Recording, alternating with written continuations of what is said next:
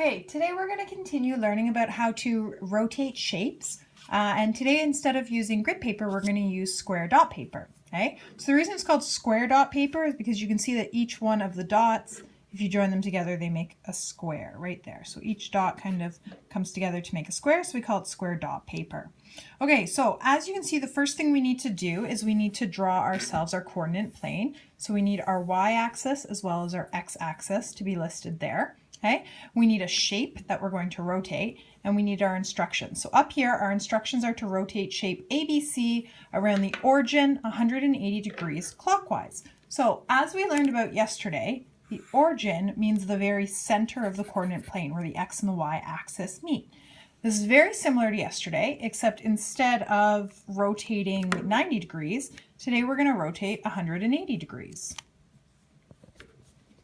So the first thing we need to do is we need to make sure that we have our paper and that it's big enough to rotate around the origin in this shape. So if you take your little rectangle of transparency paper and you put it down like this and trace your shape, you're not going to touch your origin, so you're not going to be able to rotate around it. So you need to make sure that however you have oriented your transparency paper, that it's covering the point of origin, because that's where we need to rotate from.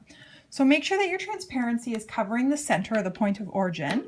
Then hopefully you remember that the next thing we do is we trace our shape onto our transparency and we label it ABC so that once we've rotated the shape, we know where our points have to go.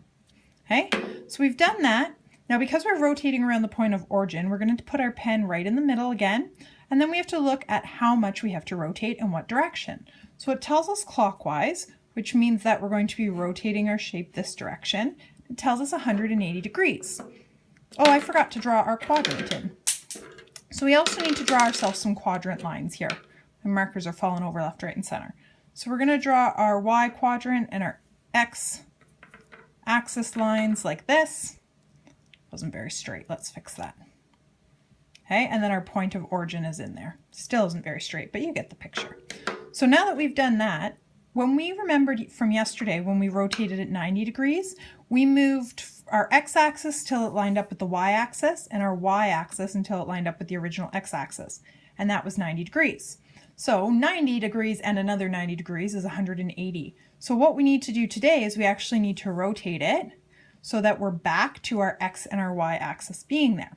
Okay, so let's look at that again. This is the original position our shape is in. I'm going to put my pen in the point of rotation, or in the origin. Okay, we rotate it so that the quadrants switch 1/4 turn, or 90 degrees, and then we're going to rotate it another 90 degrees, or another quadrant, for a total of 180 degrees. Once again, I've written in the area where we need to draw our new shape, but that's okay, we can still manage. So now that we have our shape rotated, we're going to peel back the corners, and we're going to plot your points. Okay, so that, as you can see, I've plotted as C. The one over here, I'm going to peel back, plot this as B, and then I put my overlay back on to make sure that I'm correct. This point here, right here, is A. I'm going to line that back up and it looks correct. And then I brought my ruler with me this time, and I'm going to connect those dots.